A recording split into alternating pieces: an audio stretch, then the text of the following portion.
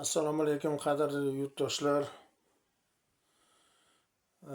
Meni murojaatim shu negativchilarga, tegishli tashkilotlarga, xalqqa meni murojaatim shuki, men 16 qavatli qurilishda 5 qavatidan tushib ketib, tos suyagim, chizza kosam, ikkita bilagimdan sindim, 1 yildan beri to'shakka mixlanib qolganman. Chiqmagan joyim qolmadi, na mahalla, na hokimiyat, na shahar, na vrach, больницаlar. Ijtimoiy himoya Oliy sudgacha chiqdim. 1 yildan to'shakka mixlanib qolganman. Shu sud meni ishtirokimsiz ham yopilib ketdi. O'rtada muammolar bo'ldi. Shu meni foydamga 50 million chiqarib berdi. Shu sud bilan majburiy ijro o'rtasida ancha sansalar bo'lib, sarsongarchiliklar bo'ldi. Men chiqmagan joyim qolmadi, hech kimdan, na yaqinlarimdan, na qarindosh urug'imdan, hech kimdan hech qanaqangi yordam bo'lmadi, na mahalladan.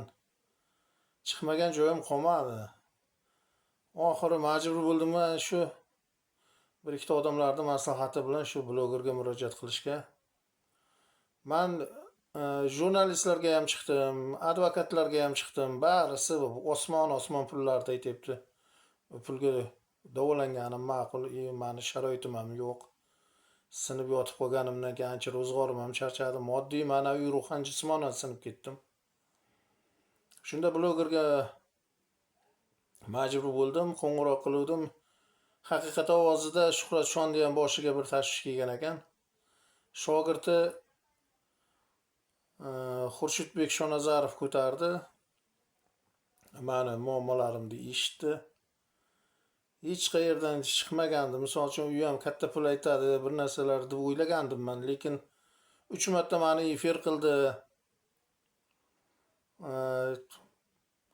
Bloger majbur emas muammoni hal qilishga, lekin u meni muammolarimni hal qildi. Bir kerak bo'lsa oyog'im bo'lib turib, qo'pol bo'lsa ham meni o'rnimga shu sudga, majburiy ijroga, Zomin tumani hokimligiga, ijtimoiy himoyaga,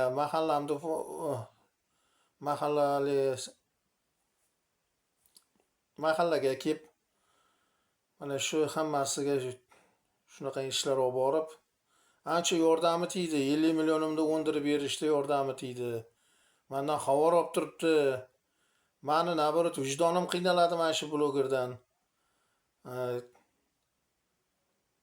Bizdan nima yordam, nima qilsam sizni rozi qilaman degan paytimda, aka, joningiz sog' bo'lsin, siz tuzalib keting, bizga savob kerak, xolis xizmat deb mana shunday hech kimdan chiqmagan yaxshiliklarni, hech kimdan chiqmagan yordamlarni qildi. Yemasam kim? Bir tanimagan bola.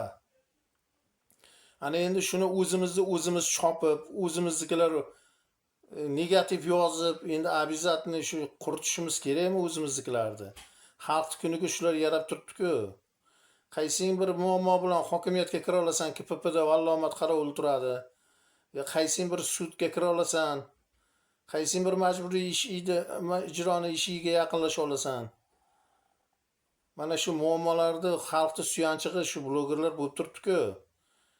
Kimga borib dardingni aytsang, kim quloq solayapti hozir?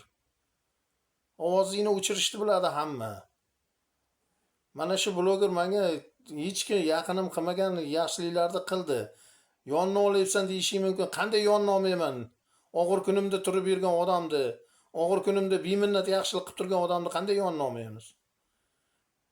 Shu negativ yozayotganlar, shu ergashib ketmanglar negativchilarga. Xalq bu ichi qora bir insonga yaxshilik qilmayotganlardan chiqadi bu narsalar. Meni kunimga mana shu blogerlar yaradi. Qaysi kasbda yo'q? Qaysi kasbda yo'q o'g'ri, muttaham? Qaysi kasbda yo'q? Hamma kasbda bor.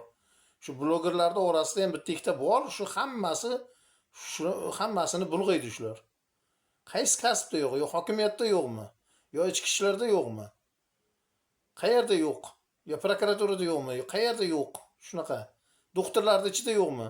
15 kun reabilitatsiyada yotib keldim. Meni o'tirg'izolmadi ham, tuzatgani ham yo'q. Mana ahvolimni videoga olib tashlayman hozir. qanaqa ahvolda yashayapman? Uyimga it kirib kelsa qochib ketadi. Mani ko'rgani kelgan odamlarga o'tirishga joy yo'q. Yetadi endi o'zimiznikilarni unday chopavermaylik, xalqqa foydasi tegayotgan odamlarni nima kerak bor bunaqangi qilishdi? Bitta kamayib ketyapti. Mana shuni kim qilyapti? O'zimiznikilar qilyapti. Hali bir gap bor-ku, qo'ylar bo'ridan qo'rqar ekan, yeb ketadi deb. Lekin asli kimdan qo'rqish kerak? Cho'pondan qo'rqish kerak. O'zimiznikilar yeb tashlayapti-ku, o'zimiznikilarni. Shular nima qilib chiqyapti? Tuhmat qilib chiqyaptimi birovga? Birovga bir ziyoni tegyaptimi? Shu xomi borlarga ziyoni yetyapti-da shularni. Shu ishini toza qilmayotganlarga ziyoni yetyapti. Kimga ziyoni yetyapti shularni? Oddiy kambag'al xalq, nochor xalqni muammosi bor narsa. Bittasini uyini yoqib ketyapti, bittasi kasal bo'yotibdi, bittasi mundaqangi bo'yotibdi. O'shalarga joni achib, yana hech kimda yonidan kirib ketayotgani yo'q. Xolis ko'rib chiqyapti.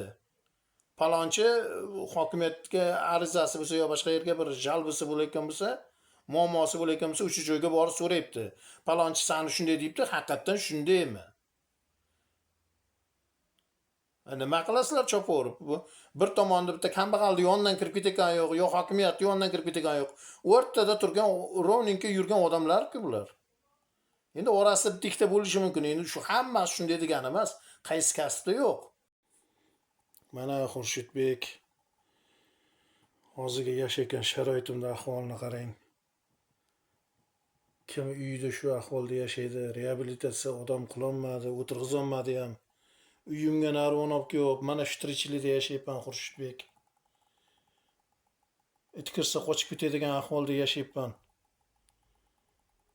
Mana narvonlarda turishini qarang. Uyimga kasal ko'rgan odam kelsa qayerga o'tirg'izishni bilmayman. Mana shunaqangi narsalarga osilib, gorilla maymundan farqim qolmadi, shimpanziga o'xshab osilib yashayman. Mana shunaqangi narsalar bilan mashqlar qilmasam, o'zimga o'zim harakat qilmasam, menga bir inson yordam bermar ekan Xurshidbek. Mana shu qarang. Kim uyiga mana shunday narvonni olib kelib, devorlarni qo'parib mana shunday yashaydi Xurshidbek.